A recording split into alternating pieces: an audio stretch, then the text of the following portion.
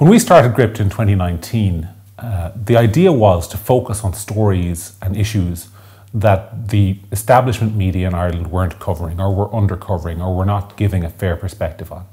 And people said to me, that's not many issues. It's going to be difficult for you to carve a niche. But we were up for the challenge. And this year, I think, more than any other, we have seen exactly why Gript is needed and what we are doing and why so many people have found it valuable.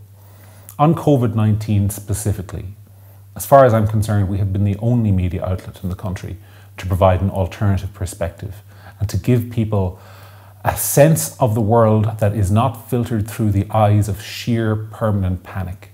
There are many people in this country who turn on the national broadcaster and listen to Claire Byrne in the mornings and who don't recognise the panic and fear and desperation and doom that flows from that studio. There are people who read the Irish Times and the Irish Independent and feel that their coverage is overwhelmingly cautious, where the most negative projections are never criticised and the most positive takes are often ridiculed.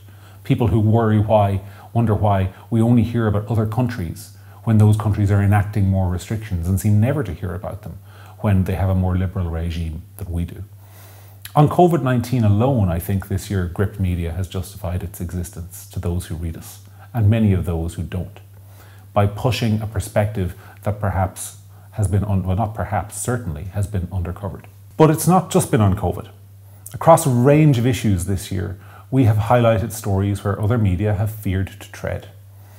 We risked our own existence earlier on this year to bring you the story of a transgender prisoner who was being inserted into Limerick Women's Prison despite genuine fears that that person will be violent towards women. It was one of our most read stories of the year, and we were able to bring it to you. We felt it was very important to bring that story to light because other media outlets simply weren't willing to do it.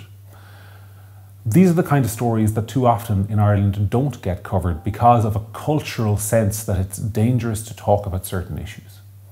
So for example, Gript is not afraid to talk about immigration. We're not anti-immigration. I certainly am not anti-immigration, but there are a lot of people out there who have concerns that are not talked about. There are stories that are not being told. There is a pressure in the media sometimes to present every angle of that story through a particular positive lens. Another issue where we've tried to provide an alternative perspective is that of climate change. If you look at Ben Scallon's coverage of the COP26 summit in Glasgow, for example, or that issue in the round, you'll find that we're basically the only Irish media outlet that has provided any perspective other than doom and gloom and fear and misery. We don't believe that a future necessarily entails higher taxes, fewer cattle, and never travelling again, as so much coverage in the rest of the media would have you believe. We think there's an alternative story to be told there, a story which says that Ireland has actually been at the forefront of climate change activism over the last 20 years, that we've gone further, faster and quicker than many of our neighbouring states, and that asking the Irish people to bear more and more endless pain while countries like China and Brazil fail to do their duty is an absurdity. That's a story that the media should be telling, because the media's job in a democracy is to challenge those in power, to hold them to account, to say, here is the argument against what you are doing. And too often the Irish media just fails to do that. Also dug deep. If you look at the work done by Gary Kavanagh, for example, on the issue of Kinsen, a company owned by two very establishment journalists that was awarded hundreds of thousands of euros to effectively spy on Irish citizens, and the work he put into exposing that story, that was very valuable journalism, which I think gives people an insight into how politics and business too often relate in this country. And again, this is a story that perhaps it's uncomfortable for traditional media to talk about. But we can only do all of this because, firstly, you continue to read our work, which tells us that you find it valuable. And for that, we are so grateful.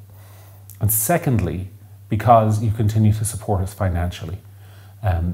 I'm not one who naturally likes asking for money because I know people find it difficult to give. But it's so valuable to the work that we do. Gript is not taxpayer funded. We don't receive a penny.